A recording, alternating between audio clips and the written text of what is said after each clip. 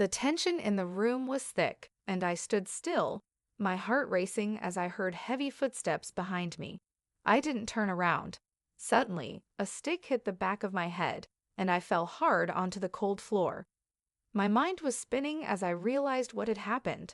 The man I once loved had hit me, and everything I believed about our life together broke apart in that moment.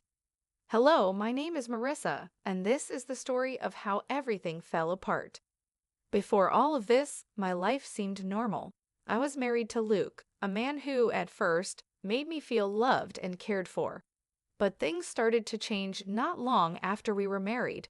Luke became more controlling, always trying to claim what was mine. What my wife buys also belongs to me. If you can't accept that, then maybe we should get a divorce, he would say, as if everything I owned was somehow his by default. It started with small things. He'd give away gifts I bought for my parents to his family, as if they were his to give. I confronted him once, but he brushed me off, saying I was overreacting. Before I married Luke, my grandparents had given me a special gift, a piece of real estate.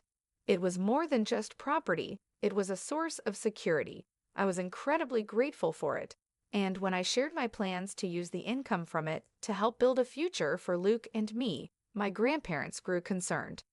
Keep it a secret, they advised, even from your husband. Financial independence is important, no matter how much you love someone. At the time, I thought their advice was overly cautious, but I followed it nonetheless. My grandparents had always been wise, and they were right. That piece of real estate provided me with a steady passive income, something I would eventually come to depend on as Luke's behavior became more erratic. My grandfather passed away soon after the gift was given, and I held onto his advice tightly as my life with Luke slowly unraveled. The turning point came when I noticed a significant withdrawal from our joint account. I managed most of our finances since Luke often struggled to contribute consistently. But when I saw that $10,000 had been taken out, I felt a deep sense of dread. That evening, I confronted Luke. Did you take $10,000 out of our account? Luke didn't even flinch. Yeah, I lent it to my mom. She needed help. You didn't think to mention that to me, I asked, my frustration building. Luke shrugged as if it was no big deal. It's my money too. We have savings, and my mom needed help. What's the issue? The issue is that you didn't tell me. We're supposed to be managing this account together. If it was from your personal account, maybe that would be different, I said, trying to keep my voice steady. I couldn't believe how dismissive he was being. Luke frowned, his eyes narrowing. Fine, next time I'll tell you. Is that what you want? His tone was condescending, and it made me feel small. He turned and walked away, leaving me alone with my thoughts. This wasn't the man I had married. The Luke I had fallen in love with had valued my opinions, listened to me, and treated me with respect. But that man seemed to be gone, replaced by someone who saw me as little more than an extension of himself. A few days later, I had to drop off a package at my in-laws' house. It had been mistakenly delivered to our home, and I figured I might as well return it. When I arrived, my mother-in-law, Karen, greeted me warmly. Thank you for bringing this, Marissa, she said, smiling. Why don't you come in for tea? I hesitated but didn't want to be rude, so I accepted her invitation. As I sat in their living room, I couldn't help but notice the array of luxury items scattered around. There were expensive cosmetics, designer clothes, and health products displayed as if they were prizes. My son bought these for me, Karen said proudly, her eyes gleaming. It was clear where the $10,000 had gone. I felt a knot form in my stomach. Luke had given away our money without even consulting me, and his mother had spent it on luxury goods. The anger I had been holding in was now bubbling dangerously close to the surface, but I kept my expression neutral. Is something bothering you, Marissa? Karen asked, her smile fading slightly. I shook my head, but she wasn't convinced. I heard you've been giving Luke a hard time about helping me, she said, her voice taking on a sharper tone. He's only trying to take care of his family, you know. It was clear that Luke had painted himself as the victim, and now I was the villain in his family's eyes. The thought of divorce, which had been lingering in the back of my mind, was starting to feel like the only option. If I left Luke, I could move back to my parents' home in Greenville and start over. My parents' house was old, a two-story building that had once been the perfect family home. But as my parents grew older, it had become too big for them. I had been thinking for a while that they needed a smaller one-story home that would be easier for them to manage. I decided to call my parents and tell them what had been going on with Luke. They weren't surprised when I mentioned the possibility of divorce. "We've seen the signs," my mom said gently. "If you want to rebuild your life and help us with the house, we support you." Their words lifted a weight off my shoulders. I told them I would start planning the construction of a new home for them, using the income from the real estate my grandparents had left me. I promised to take care of everything. But when Luke found out, everything fell apart. Luke's face twisted with fury when I told him about my plans. "How dare you use our savings to build a house without telling me?" he yelled, slamming his fist onto the table with such force that the sound echoed through the room. His sudden anger caught me off guard, but I knew I had to stand my ground. "I didn't use our savings," I replied, my voice trembling but firm. "I used my passive income from the real estate my grandparents gave me. Not a single penny of our joint account was touched." Luke's face turned beet red, and his hands balled into fists. "You've been hiding money from me all this time," he bellowed. His voice was shaking with a mixture of anger and disbelief. "I wasn't hiding it," I said, trying to keep my voice calm. "I was protecting it. I told you, my grandparents gave me that property before we were married, and I've been saving the income from it ever since." "You think that makes it okay?" he shouted, his voice growing louder with each word. "You're my wife, Marissa. What's yours is mine, and I'm the head of this family. I should have a say in how we use that money." At that moment, I realized just how deep Luke's sense of entitlement ran. He truly believed that he had a right to everything I owned, regardless of the fact that it was given to me long before he was even in the picture. And that sense of entitlement was turning into something much darker. "I'm the one who built this life for us," I shot back, my frustration finally boiling over. "I'm the one who's been supporting us with the money from my grandparents, while you've been taking advantage of it. I won't let you control me anymore." His face twisted with rage, and in an instant he picked up the stick that had been lying next to the table. Before I could react, he swung it at me, the wood connecting with the side of my head. The pain was immediate and blinding, and I crumpled to the floor, clutching my head as blood trickled through my fingers. "You don't get to decide what happens in this marriage," he screamed, standing over me. "I'm the one in charge here." Through the haze of pain, I knew I had to get out. This wasn't just about money anymore. This was about survival. I managed to push myself up from the floor, my legs shaking beneath me. "I'm done, Luke," I said, my voice barely above a whisper. "I'm done with you." His face contorted with fury, but I didn't stay to see what he would do next. I stumbled out of the house, my head throbbing and my vision still blurry from the blow.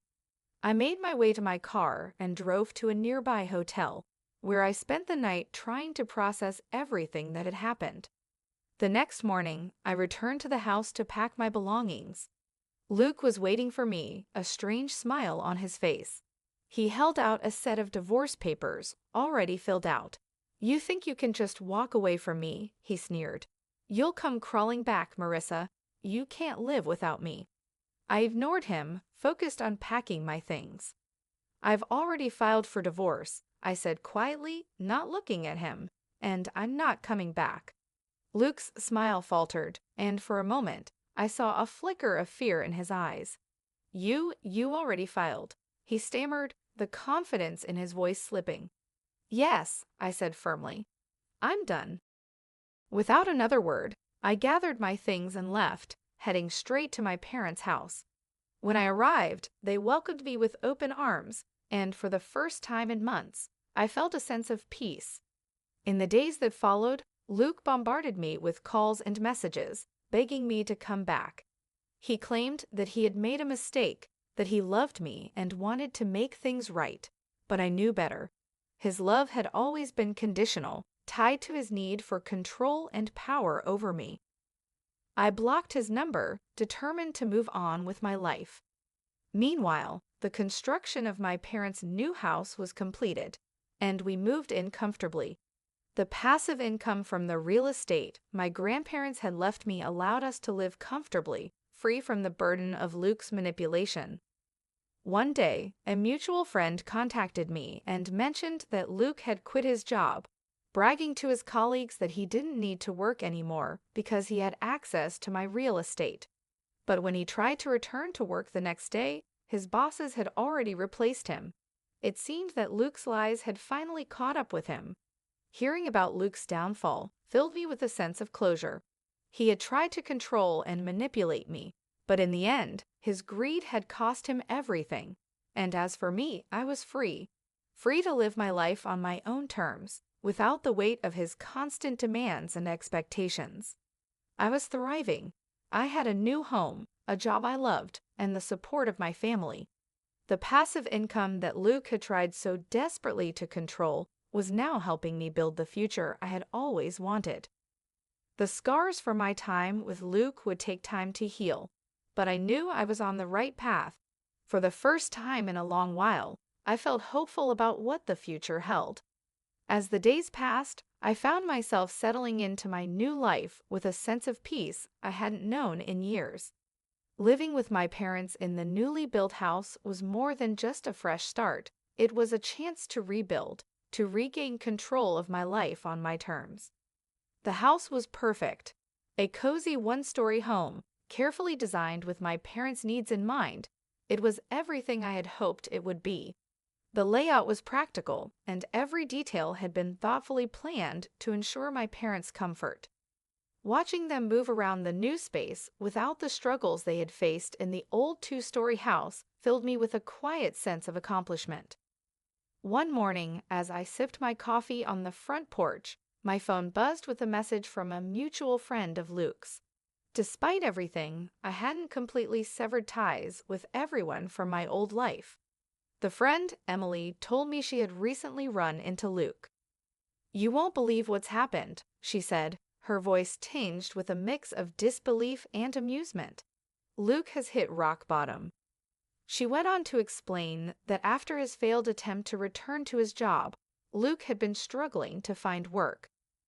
His reputation was in tatters after word had spread about his lies concerning my passive income and his supposed ownership of the real estate. He had been living with his parents ever since, and their relationship had become strained as well. Luke's once proud demeanor had crumbled, and he was now a shadow of the man he once presented himself to be. "I guess he thought he could live off your money forever," Emily continued, her tone softening. "But without you, he doesn't know what to do with himself." I listened, feeling an odd mix of emotions. There was no joy in hearing about Luke's downfall, but there was also no sadness. Instead, I felt a sense of liberation, a validation of the choice I had made to leave him and build my own life. Luke had always seen me as a means to an end, and without me, his world had come crashing down. After the call, I reflected on everything that had happened. I had once thought that Luke and I would share a future together, but that future had been built on a foundation of lies and control. Now, I had the chance to create a future of my own, one rooted in independence and self-respect. My days were filled with new purpose. I had found a job that I loved, one that allowed me to use the skills I had always been passionate about. My passive income from the real estate continued to support me and my parents, giving us the financial stability that Luke had tried to exploit. Occasionally, I would think back to my grandparents' advice. They had seen something in Luke that I hadn't, a selfishness, a greed that would one day rear its ugly head. Their wisdom had saved me from a life of dependence on someone who didn't truly care for me. Now, I was free to honor their legacy by using the gift they had given me to build the life I had always wanted. As the weeks turned into months, I slowly but surely healed from the emotional and physical scars Luke had left behind. The sense of betrayal and hurt began to fade, replaced by a renewed sense of strength. I no longer felt like a victim of Luke's manipulation. Instead, I felt empowered by the fact that I had taken control of my life and left behind a toxic relationship that no longer served me. One day, as I was organizing some old boxes, I came across a framed photograph of my grandparents. Looking at their smiling faces, I felt an overwhelming sense of gratitude. They had given me more than just financial support. They had given me the tools to protect myself from people like Luke. I owed them everything. Standing there, holding the photograph, I made a silent promise to myself and to them. I would never again let someone take advantage of me. I would live my life with purpose, independence, and the strength they had always believed I possessed. The next chapter of my life was just beginning, and for the first time in a long time, I was excited about the future. I had learned that true strength comes not from wealth or power, but from the ability to stand up for yourself and walk away when something no longer serves you. As I placed the photograph on the mantel, I smiled, knowing that I was finally free, free from Luke, free from manipulation, and free to live the life I had always deserved. Thank you so much for watching. If you enjoyed this story, please give it a like and share it with your friends. I'd love to hear your thoughts, so feel free to leave a comment below. And if you haven't already, make sure to subscribe for more stories like this one. I'll see you in the next video.